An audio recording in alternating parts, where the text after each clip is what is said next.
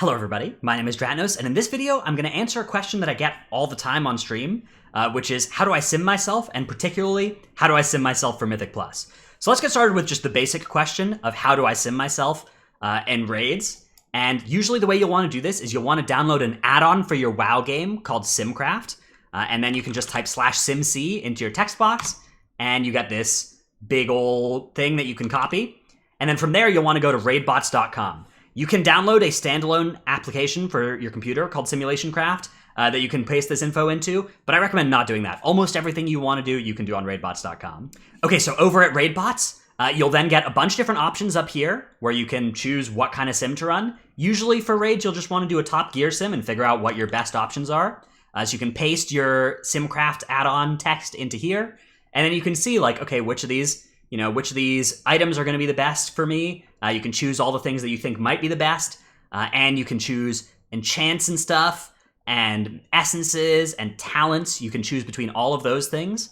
One thing to note is that if you have a free Raidbots account, you're not going to have very many iterations to do here, so that can be, you might run out of iterations very quickly. Like if you try and sim a bunch of different items in each different slot here, and also sim, different gems in your gear, you're very quickly way over the iteration count. So you may need to be clever with how you sim here and sim only a few things at once. And eventually you can kind of narrow down and figure out what your highest DPS sim is without actually simming everything all at once. Or you can support Raidbots at Patreon.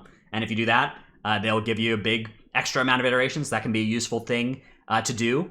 And you can basically just sim anything that you think might be good for your spec and see what is going to give you the most damage. Importantly here, I'd recommend simming a smart sim, patchwork, one boss, and then 5 minutes or however many minutes roughly the fight you're simming for is. Now, this is for single target.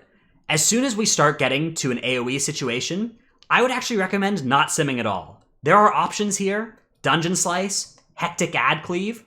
I think these are overused and people draw too many conclusions from these types of sims. I think that in general, the best way to sim for a situation that is not pure single target is not to sim at all. And instead, you should look at what other people are using for that situation, the top people in the world, and copy them. Because, look, there are ways to find out what you're gonna sim in AoE situations. There are ways to theory craft those things out, but there are a lot of problems with it. The Dungeon Slice sim, in many ways, doesn't really resemble how you might actually be pulling a dungeon. Hectic Ad Cleave in general is just actually, like people read Hectic Ad Cleave and they're like, oh, those words describe the fight that I'm trying to sim. But in practice, I think the Hectic Ad Cleave sim is one of the least good ways to actually see how your character is going to do damage. And even if there was a really well-designed sim for your the situation you're looking for, even if you write it yourself, one thing that's a problem is that the action priority list for your spec is really well optimized for single target, but it often starts to fall apart in an AoE situation, and it will never have the logic of like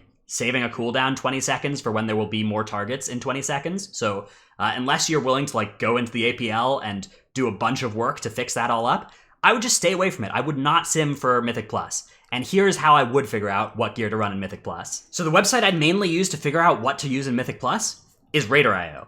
And the way you should do this is just go to your spec leaderboard of whatever spec you're interested in playing. So say that we're interested in learning Outlaw Rogue, what to play in Mythic Plus, and just open up a bunch of these top people's tabs and see what they're running. So you can see like, okay, what essences are people running? Blood of the Enemy, Lucid Dreams, Pure Vision of Perfection, Blood of the Enemy, Lucid Dreams, Vision of Perfection, Blood of the Enemy, Lucid Dreams, Vision of Perfection, Blood of the Enemy, Lucid Dreams, Vision of Perfection, Blood of the Enemy, Lucid Dreams, Focusing Iris. Oh, but this person is logged out in Assassination. That's one thing that you're going to have to notice is that sometimes people will be logged out in their raid spec, and that can catch you off guard. So you'll have to do a little bit of making sure that you're catching people logged out in their Mythic Plus set for the spec you're interested in. But I'd say in general, the best way to figure out what to run is just to look at what people are running.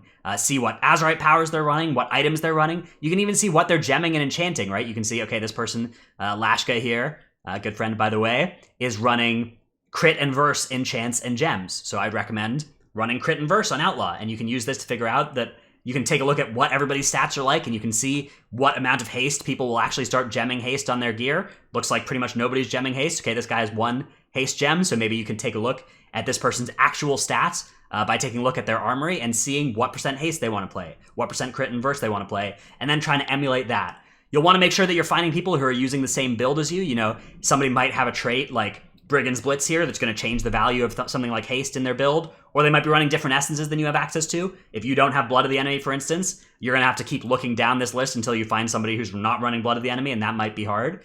And then you can see what that changed about the stats they've chosen to play. But in general, I think that this is the most reliable way to quickly find a good outcome for what you should be running in M+. I think you will get a much worse outcome if you instead try to sim Dungeon Slice and have that. That'll tell you to not run Blood of the Enemy as Outlaw. That'll be like, hey, run Lucid or run Focusing Iris. And in practice, that's not something that actually anybody does in high keys, because in practice, Blood of the Enemy works better.